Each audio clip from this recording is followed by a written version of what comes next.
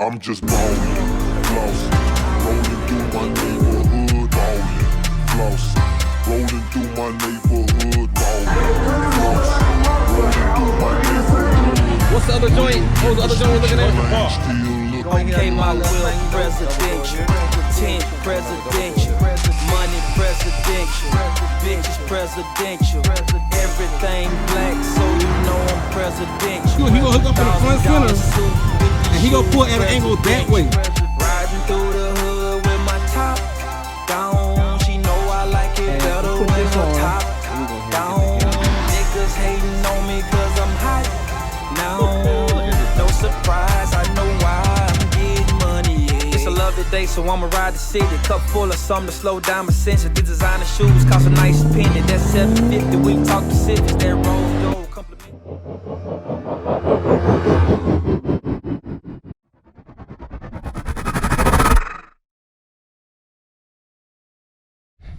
Alright, it's gonna be a one-take video.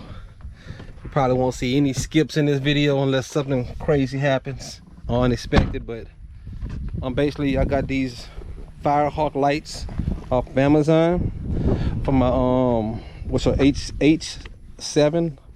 You can see H7 bulbs that go in my aftermarket lights I got on the Dodge Ram. These aftermarket lights got this little neon light thing that goes inside the light that basically you have to hardwire it to the parking lamp. Well, I did mine to the parking lamp. You can hardwire it to anything. I hardwired mine to the parking lamp. That way the light, it'll stay on when the lights are off. I don't got that video because I didn't actually do it. I got it done. I got somebody to do it that was servicing my vehicle, and it had a cheap price. But it's really, I'm gonna show you how it's done. Also, this video is also good for if you want to paint your grill. You want to take your grill off to do paint. This is my work vehicle, so basically this is, I best plaster dip this. You can see the little imperfections in it, but overall you can put a nice clean coat. Whether you want permanent paint, I just use plaster dip. Really probably should use permanent paint at this point because the dip only lasts so long, and I done recoated it again twice already. But anyway, y'all can see how fast this goes. This is gonna be a one-take shot, so I'm gonna take off all these rivets with my rivet tool.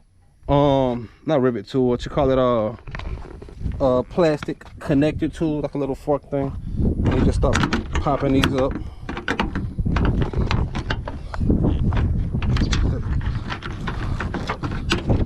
And you just basically go through.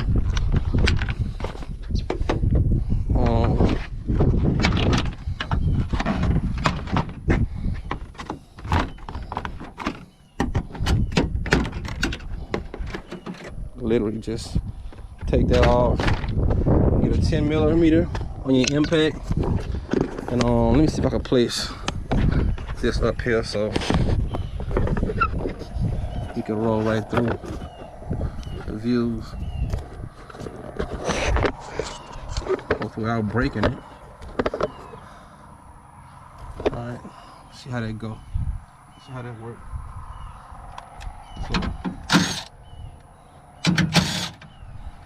it's literally only one screw up here. The small short threaded screws are going to be the ones that go in the middle, and it's 4 on the top, 4 across the top.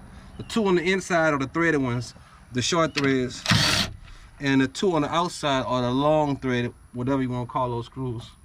So you can see the difference in the screw types. Then you got 2 more screws I'm gonna take off right after this. So I'm gonna pop the grill out right now. You literally just pull it out and pick it up. The bottom just drops in. Now that's your grill removal. And you see the grill is in 3 pieces. You can't really tell right now, it's really 4 pieces. The 4th piece is this. You could take off or tape around it. But it's this outer bracket. Let me show. So you got this outer ring right here, which is a bunch of 8mm screws. I could pop them off so freaking fast with that impact. Then you got the grill, which snaps in, which some of my snaps broke from stuff hitting the grill, I guess, over time, whatever. But they just snap right on, and it just snaps on and holds. You can see how the snaps basically work. You just gotta kind of bend them down and they'll pop the grill out. You gotta do all of them at the same time. And literally the inside of your grill comes out, and you can have just the frame and do a quick paint job on that. Don't take long. Sand it down with some 320 and go over it with a nice coat. All right, so now you got this, the grill's out. You got screw right here, all 10 mils. And then you got a third snap that's inside this cover right here. And you see that white connector? I don't even see, I see it, it's barely, it's way back in there. It's white connector. See, I can feel it. I'm trying. All right, it's right here. See that? That slides up and down, and that's how you release the light. For my aftermarket lights, that doesn't matter anymore. They just, the bolts just was pretty much hold it on. And I'm gonna go ahead and pop these out so you can see.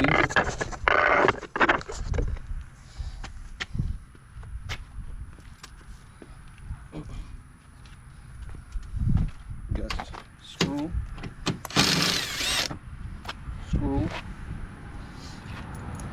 Use the extension to get down up on this other screw. Pull it out. Your longer screw goes in the bottom. Your shorter threaded screw go up top. Now I just pull my light out and boom, lights out. And you see this is the parking wire. So you see these on my aftermarket light. I got 2 wires that came out for that little LED that's in there. It's only the aftermarket setup. Basically wired those wires. You see, wired them right to the parking light, and they come on with the parking light. Now this is the cover for the actual bulbs on the inside. This is what I'm about to take out and replace real quick. Pop that out. Old H3 bulbs. I'm about to put the LEDs in. Let me try to position this light. So where's my light bulbs? You gotta be real careful about touching your bulbs. You don't want to touch your bulbs, especially your brand new bulbs, with your hand, because you make them burn out fast when there's dirt on the lens. So pull the Firehawks out.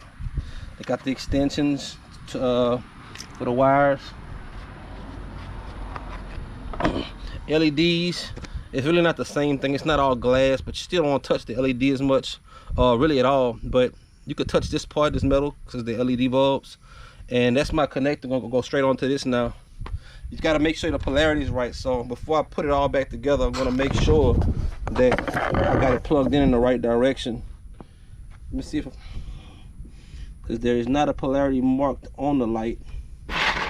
So go ahead and take this bulb out, which I don't want no more. It's not bright at all.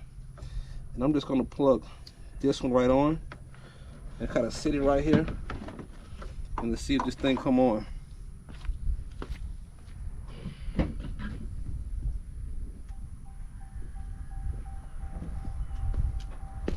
Yep, it's bright, it's on, it's active.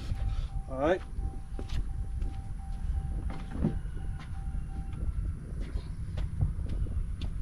So now, go ahead, insert this in the slot, which they go in pretty easy. Let me see. Only thing about it, you got this fan on the back of these LEDs. Sometimes you might have a little trouble getting your connector around it. Let me find out right now if I have any trouble. And so I have the, sorry I can't get a good shot, it's only me right now. I don't got nobody holding the camera. But let me get that in.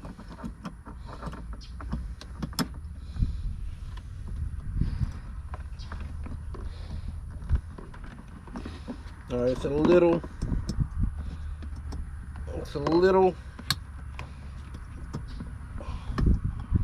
different, getting them in, a little movement, but they go right on, no issue. Now make sure all my wires are tucked inside here. Put my cover back on the other side. Cover the light up. Sit it in. Make sure my wires off the bottom. Probably could use some tie wraps to secure that, but this is my work truck, so make sure the mother's in. I'm gonna sit it in right quick, and I'm gonna do another test. I'm gonna make sure the light's still on before I screw it back in. Yep, light's still on. All right, back together we go. Back in.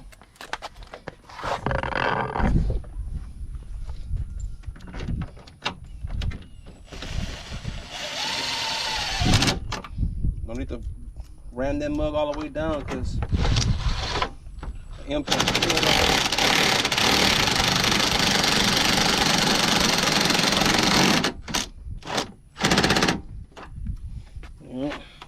That thread's on tight now. Screws in. We all sitting in. We sitting in right. And that's the thing about these aftermarkets. It's a little loose here because there's only 2 bolts holding it in, and it's just sitting in the slot in the back. But shoot, they don't have any problem. They don't shake on the road or nothing. So anyway, next side, same thing. I'm just gonna roll with this one so y'all can see me.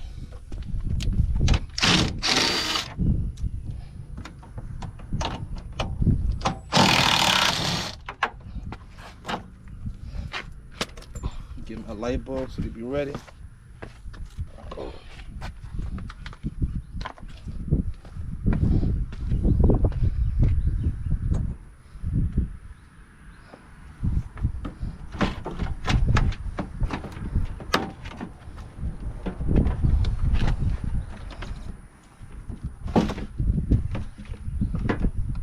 Alright, I'm gonna tell y'all what I had to do a little different, well, as far as the movement to try to get this bulb to go in, because I've done this before and that wire has a hard time wrapping around that fan because the back of it's so big. And I know some of these bulbs you can unplug the back. I didn't see that specifically on these. I don't think they separate. Some of the bulbs you can unplug the back off like a little adapter, like a plug, and then put the light in and then plug it back up. I don't think these do that. I didn't see it, and I'm not gonna try it. So what I do is, basically when I lift the fork up, I slide it in the fork already, so when I'm clamping it down, I don't have to worry about putting that big metal clamp around it. So basically you're gonna have like a little hook thing. Whenever you go ahead and put them in, you're gonna see a little clamp comes up. It's like a little fork, and one side's longer. Basically when you put it up, slide it in the clamp early. Don't do it like you normally do it. Slide it in the clamp early and then wrap the whole clamp down with the light in it, and it'll make it a lot easier bending that clamp around at the very end. So that's what I'm doing over here again.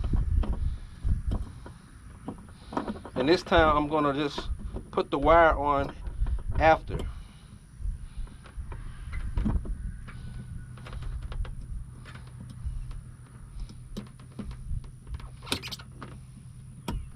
There we go. That works pretty easy.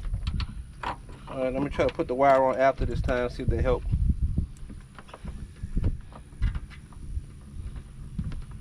It actually made it harder because now the fork's way up in there. So clamp the wire on first, like I just did. And let me test the bulb out outside before I clamp it on, same way I just did.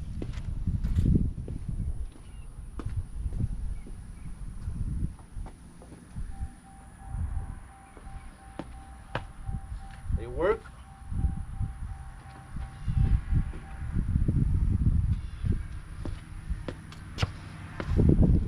All right, now push it in the fork early. Get in position, bring the wire around, snapped in. That easy. Push this down, put my wires inside. Out the way. I'm not hitting the back of the fan. Make sure my wires on the bottom. Out the way. Get back in. Now, find my 2 screws that I took out.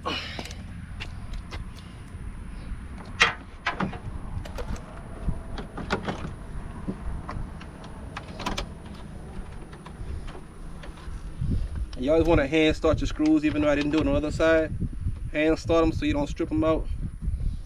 Never just go in with the drill. Unless you're being real lazy, you'll trust me, it'll make you regret it too.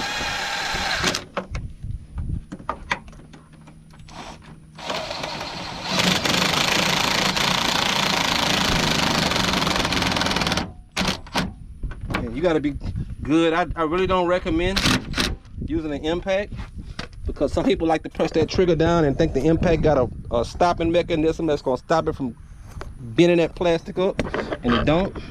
You just gotta be able to gauge the pressure that it uses. But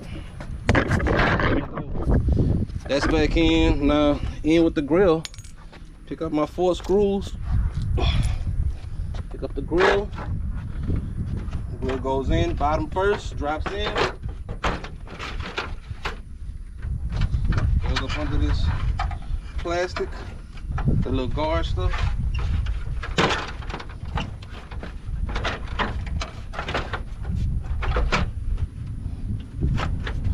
Yep, it's in right now.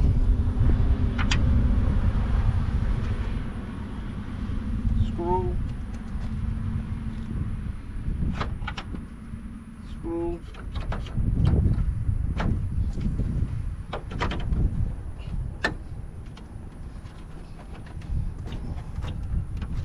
Yep. There we go. Screw.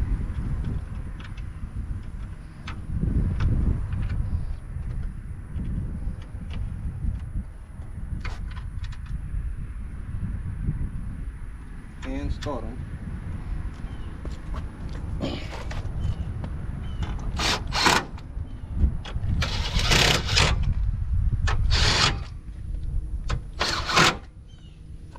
Well, that's it.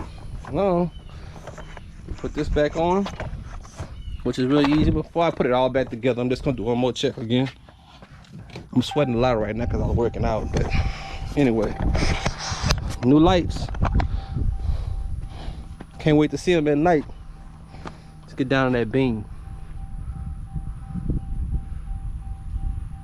Yeah, that beam blasting. That beam blasting. That beam blasting. That's it. Again, y'all know what it is. Oh, I just yodeled a little bit. Say again. All right, so that's quick install. Light headlight change out, aftermarket lights. Basically same process for the headlights. Y'all like what y'all see, man? Look, let me go ahead and snap this thing back in for y'all before I close out.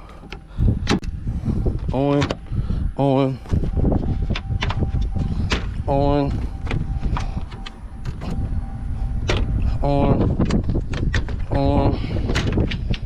and on. All right, and with that, hey, hit that sub, man. Make sure y'all following, man. Tired of talking, y'all. Telling y'all the same thing, man. 90, still on a 90, no lying.